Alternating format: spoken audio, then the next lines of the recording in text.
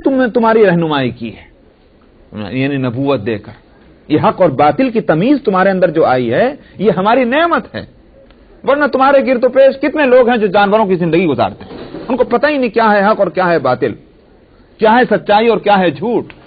لیکن اس مجمع کے اندر، اس جمگھٹے کے اندر، اس برادری کے اندر انسانوں کی اور گمراہوں کی تم کو اگر ہدایت ملی تو یہ ہماری طرف سے ملی۔ وَوَجَدَكَ ضَالًّا فَهَدَى وَوَجَدَكَ عَائِلًا فَأَغْنَى، کیا تھا تمہارے پاس؟ تمہاری زندگی تو اس طرح سے گزری ہے کہ ایک چیز کے تم محتاج تھے۔ کیوں؟ اسباب کے درجے میں دیکھیے، دنیا میں آنے سے پہلے باپ کا سایہ اٹھ چکا، ابھی بچپن ختم بھی نہیں ہوا تھا، ماں کا سایہ اٹھ گیا، ماں کی گود سے محروم ہے، ابھی تھوڑے سے اور بڑے تھے، چچا بھی چلے گئے، دادا چلے گئے، تھوڑا اور جوان ہوئے تھے کہ میدان عمل میں، عملی زندگی میں قدم رکھا تھا، وہ چچا بھی چلے گئے۔ اس سے زیادہ بے سہارا کون ہو سکتا ہے؟ شروع دن سے آنکھ کھولی تو بے سہارا زندگی۔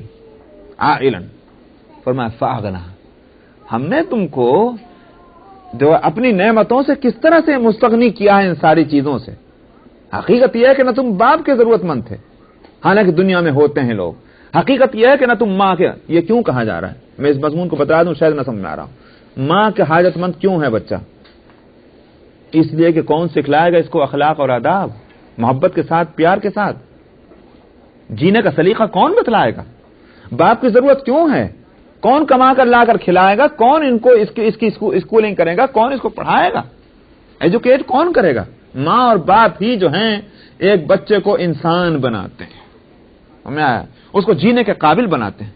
لیکن نبی اور نبیوں میں بھی نبی کریم صلی اللہ علیہ وسلم، ان کی تعلیم اور تربیت تو براہ راست اللہ سبحانہ و تعالیٰ کی طرف سے ہوتی ہے، سمجھ میں آیا؟ ان کو جینے کا طریقہ اور جینے کا سلیقہ تو اللہ سکھلاتے ہیں۔ ان کا معلم نہ ان کی ماں ہوتی ہے، نہ ان کا باپ ہوتا ہے، نہ دنیا میں کوئی اور انسان ہوتا ہے۔ اسی لیے آپ دیکھتے ہیں کہ حضرت موسیٰ علیہ السلام کے لیے یہ کہ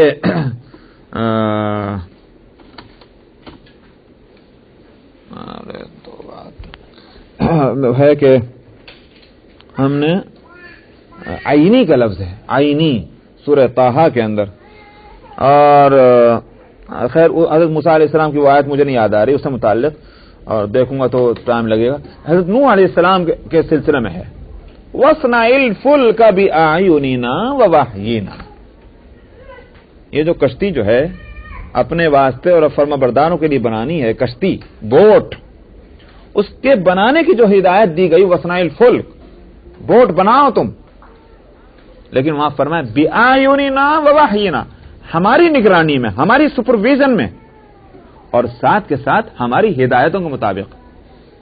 چنانچہ وہ بوٹ جو بنی، کشتی نوح جو ہے، اس میں اللہ کی طرف سے برابر ہدایت ملتی رہتی تھی، لکڑی ایسے لاؤ، اس طرح کاٹو، اتنی لمبی ہونی چاہیے، اتنی چوڑی ہونی چاہیے، یہ سائز ہوگا، اتنے درجے بنیں گے، اس طرح سے ان کو جوڑا جائے گا، یہ ساری ہدایتیں اللہ خود قرآن حکیم کے دو لفظ بتائے، بِأَعْيُنِنَا وَوَحْيِنَا، ہماری آنکھوں کے سامنے اور ہماری وحی کے مطابق بناؤ۔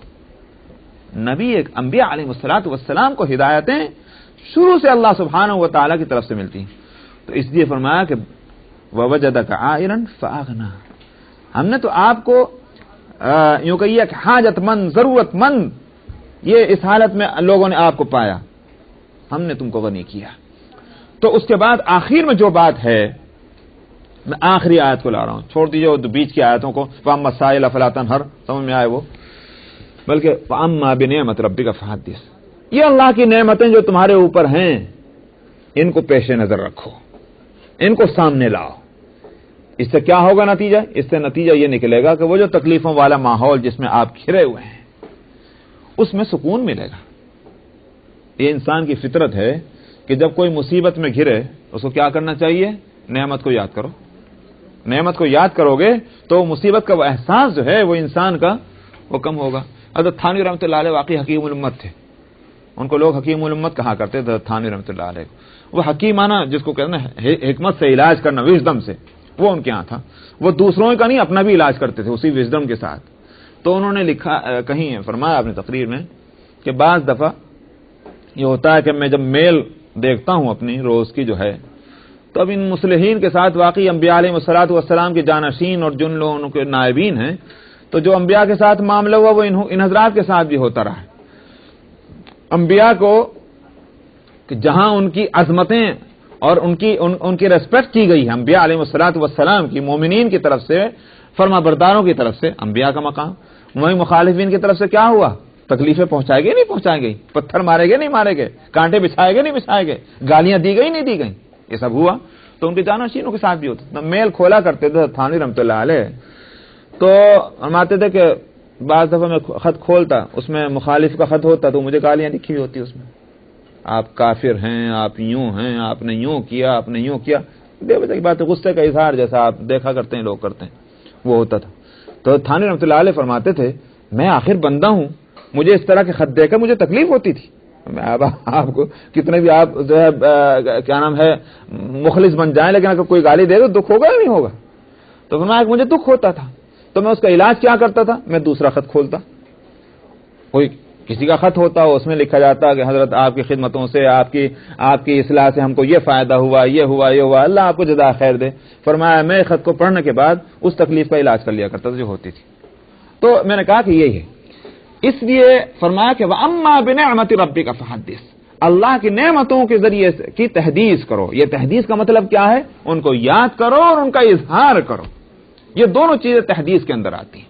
تو اس لیے آپ نے اس صحابی سے فرمایا تھا کہ تم ان کپڑوں کے اندر ہو، اللہ نے جب تم کو دیا ہے تو اس کا اظہار کیوں نہیں کرتے تو اس لیے یہ بزرگی نہیں ہے کہ نعمتوں سے فائدہ نہ اٹھاؤ، ٹھکراؤ ان کو، یہ بزرگی نہیں ہے، تقویٰ نہیں ہے، بلکہ اگر اللہ نے دیا ہے تو اس سے فائدہ اٹھاؤ، اور اگر نہیں دیا تو کوئی پریشانی کی بات نہیں، اس سے پریشان بھی نہیں ہونا چاہیے۔ تو فرمایا کہ فَلَنُحْيِيَنَّهُ حَيَاةً طَيِّبَةً، ہم اس کو پاکیزہ زندگی عطا فرماتے ہیں، وَلَنَجْزِيَنَّهُمْ أَجْرَهُمْ بِأَحْسَنِ مَا كَانُوا يَعْمَلُونَ، یہ تو دنیا میں ہوا، اور آخرت میں کیا ہوتا ہے؟ ہم ان کو ان کا اجر دیتے ہیں اس سے کہیں زیادہ اچھا کہ جو انہوں نے دنیا میں عمل کیا تھا۔ کہیں زیادہ اچھا کا مطلب کیا ہوا؟ دنیا میں عمل جو ہے، کون کہہ سکتا ہے کہ میرا عمل پرفیکٹ ہے؟ کوئی نہیں کہہ سکتا، بڑے سے بڑا آدمی بھی اس کے عمل کے اندر کچھ نہ کچھ اس میں گھوٹ لگا ہوا ہے۔ تو اگر عمل کے ایکول اس کا وہ ہوتا، کیا نام ہے، اس کی جزا اور بدلہ، کسی کی جزا بھی اور کسی کا بدلہ جو ہے وہ برابر نہ ملتا، سمجھ میں آیا؟ مثلا 8 گھنٹے کی جاب ہے، انہوں نے صاحب 8 گھنٹے پورا کام کرو گے تو پورے پیسے ملیں گے $5 پر آور کے اعتبار سے۔ کیا مطلب ہوا؟ اگر آپ نے 8 گھنٹے کے بجائے 7 گھنٹے کام کیا، کتنے ملیں گے؟ 8 × 5 = $40 ملنے چاہیے تھے، اب کتنے ملیں گے؟ 35۔ 5 گھٹ گئے صاحب۔ ارے صاحب ہم تو 8 گھنٹے آئے تھے، آپ نے کہا تھا 8 گھنٹے کے $40 ملیں گے، آپ 35 کیوں رہے ہیں؟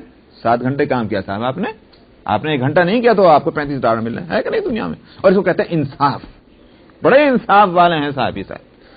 اللہ تعالیٰ کے یہاں اگر اس طرح کا انصاف ہو نیک عمل کے تعلق سے، ایک کو بھی پورا بدلہ نہ ملے جو اس کا، اس لیے کہ وہ عمل میں کوتاہیاں ہوں گی۔ اس لیے فرمایا بِأَحْسَنِ مَا كَانُوا يَعْمَلُونَ، دنیا میں جو کچھ انہوں نے کیا ہے اس سے کہیں اچھا ان کو بدلہ ملے گا۔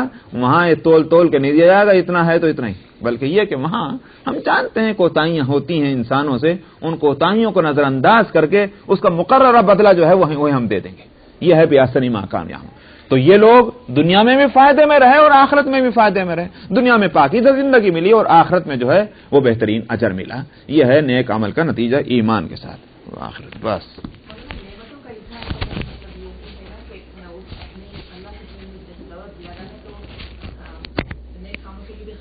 صحیح بات ہے، بالکل، وہ تو ہے ہی اسی واسطے، وہ تو ہے ہی۔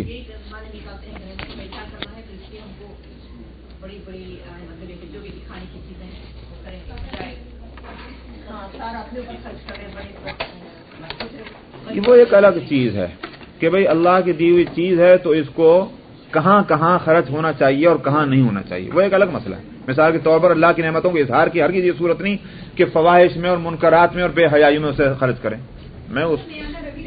جی مطلب یہی ہے کہ اپنے اوپر خرچ کرو اور دوسروں وہ خرچ ہونا چاہیے، وہ خرچ ہی ہونا چاہیے، اور اس کا جائز مصرف جو ہوگا وہیں خرچ کیا جائے، ناجائز نہیں۔ اپنے اوپر بھی خرچ کرو تو جائز طریقے پر، دوسروں پر بھی خرچ کرو تو اس کو بھی جائز طریقے پر۔ اس کو اپنے اوپر خرچ کیا ناجائز طریقے سے یا دوسروں پر خرچ کیا ناجائز طریقے سے تو غلط۔